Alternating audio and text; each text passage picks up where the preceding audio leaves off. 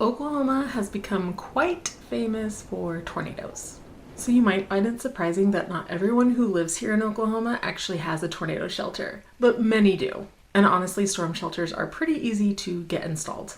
So what kind of storm shelter may be best for you and your situation in your home?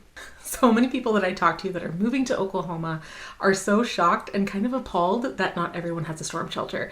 Like, for instance, I don't have a tornado or a storm shelter. Which, guys, they're the same thing. It's the same thing. I will go through how I protect myself from the possibility of tornadoes or like if a tornado warning comes up. But first, let's go through some other things about these shelters. So what specific type of storm shelter should you have? What's best for you? So let's lay this out a little bit. But first, I'm Marcie Billen. I am a real estate agent here in the Oklahoma City Metro. I do live in Norman, Oklahoma, and each week I release free content just for you so that you might know what it's like to live here in Oklahoma. So if you're looking to buy a home or sell a home here in Oklahoma, would you give me a call? I would be thrilled to help you. So storm shelters. Is there a governmental standard for storm shelters? The answer is absolutely not. FEMA does have some guidelines for storm shelters, specifically ones that are not underground. And those include the roof must be able to withstand a 15-pound shot traveling at 67 miles per hour, and the walls have to withstand the same projectile at 100 miles per hour. Every storm shelter also has to have ventilation, an egress, a way to get out, electrical systems that meet safety requirements, and also impact-resistant windows and doors. I don't know why you would have a window in your storm shelter, just FYI. But ultimately, one of the reasons I think the government doesn't really have a standard is because they can't test it. It's really hard to do. And you want to get below ground, ultimately. So a lot of our storm shelters are going to be below ground. Or you're going to have a shelter that is set in concrete and absolutely will not move if it's above ground. The most common form of storm shelters I see in this area are going to be in-ground storm shelters in the garage. The Oklahoma City Fire Department says if you have a storm shelter like this one, it's important to get it registered in case of an emergency. And you can do it all right from your phone within a matter of minutes. These in-ground storm shelters inside of a garage are incredibly easy to install. It takes a company about half a day to do this. And the cost for these things at the time of filming, most of them are well below $5,000. I find these most often in the homes that I go to sell. So let me explain a little bit more about these things. These storm shelters, these garage and ground storm shelters, are designed for your car to go over them. And I didn't realize until very recently that people thought they had to remove their car from the garage during a storm in order to get in the garage storm shelter. And that is just not the case. You actually pull your car forward to get into the storm shelter. That way your car is still sitting on top of the storm shelter and it can protect you like if the structure falls around you. So that way hopefully you can still get out. So the doors on the storm shelter slide backwards. There's also another type of storm shelter that will go in your yard and it looks kind of funky. It's like half in, half out of the ground. And a lot of people like these. I see these a lot in the country or if people like have a bigger lot. I kind of prefer this to being inside of my garage. Not that I've ever been in one because I haven't. I mean, not one of those storm shelters at least. But I can see why people like them. They do stick up out of the ground just a bit. Does that mean that a tornado is going to rip it out of the ground? No. I've heard of terrible situations where that has happened. But you do have to watch too, like where the water table sits and how much water you get around that tornado shelter. I see them most of the time sitting up a little bit higher than the rest of the ground. You have to remember that sometimes these storms that have tornadoes, they dump a lot of water on us. So you have to think about what the ground or the dirt is going to do during these storms. Sometimes these yard sort of storm shelters that are like half sticking up out of the ground, they may feel just a little bit less claustrophobic than the ones that you have in the garage. And I think that's just because you know you're not inside of a structure. Like you should be able to open the door if, a terrible tornado came and get out. Or sometimes with the ones that are inside the garage, you may not have that same feeling and it may feel just a little bit more claustrophobic. Standalone concrete structures are pretty popular here too. There is a specific company that makes these here and they're called Saferooms. And we have quite a few in my neighborhood, which kind of surprises me because we have normal city lots. But basically, these are concrete structures that are completely separate from your house. And in my neighborhood, a lot of them like look like they have brick around them, even though they don't. But it's just like a concrete room that you would get in, like a bunker, only not underground. And it should withstand a storm really well. And there are, of course, lots of different sizes of these things.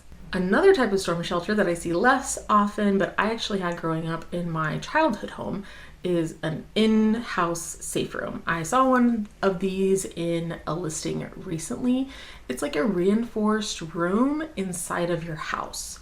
There are different ways to make them. Some of them are reinforced steel. The one I grew up with was concrete that was poured into the foundation of the house. I recently this year had to take shelter in it, which is I'd never had to before, and I don't even live there, so that was crazy. And before you ask why every builder doesn't just build one of these rooms in a house, it's because it's expensive. They're not going to do that, and they know that it's cheaper to put one in the garage or in the yard. They just know that. Some of you moving in from out of state have asked me why we don't just have basements here in Oklahoma. And I think there's a few reasons for this, two in particular. One is the water table. It's a little bit high here. We have water kind of underneath the surface of our, not like it's really far down, like wells will be 170 foot deep. So we do have the water table, and then we also have incredibly hard ground. It's clay and it can be like rock, and there is rock underneath it in many instances. So it's very expensive to dig out a basement.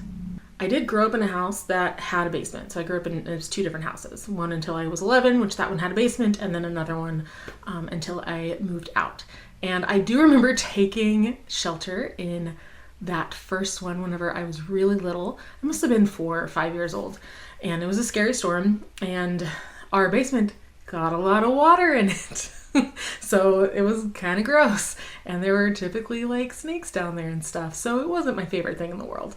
So another type of storm shelter that, once again, I had use of growing up and was in a few times is a community storm shelter. So I went to school in this little school district, and it's called Justice Tiowa, if you've heard of it or ever seen it. And the Tiowa portion of the school has, or did have, I don't know if it's still there, a community storm shelter. So they would push all of us kids in there. I think there was probably like 90 to 120 of us that had to get in it from the school. So we would all like be in the back, like pushed in like sardines, and then the community would have to get in the front. So they would get in after us if there was a tornado. And yes, we did tornado drills. Here at Justice Tiowa's South Campus, the principal says they are able to fit all 178 of their students and staff in this shelter, but it's not ideal. We have to kind of reassure students that even though we're going underground, it's really safe, and it's the only thing we have right now. The floors are wet and muddy. Spider webs cling to the shelter's lights. It looks a little scary. And there are 3 benches to sit on. I may be missing a type of shelter, but I definitely covered the basics on this. So what do people like me do who don't have a shelter?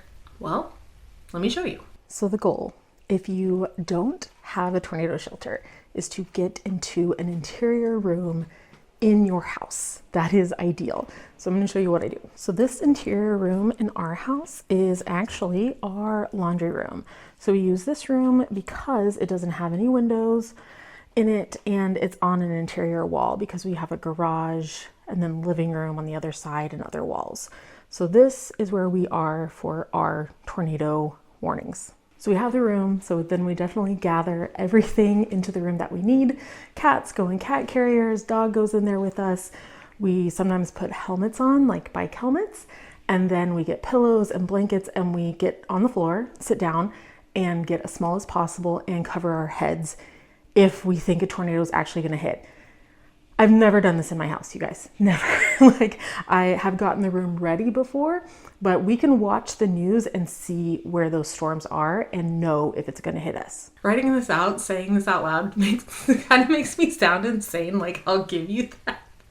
Like, oh, I get in this little room and like we just cover our heads and we're good to go. But that's honestly what most people do. And before like storm shelters were everywhere in Oklahoma, then yeah, that's what everyone kind of did. Please know that I have never been in a tornado before.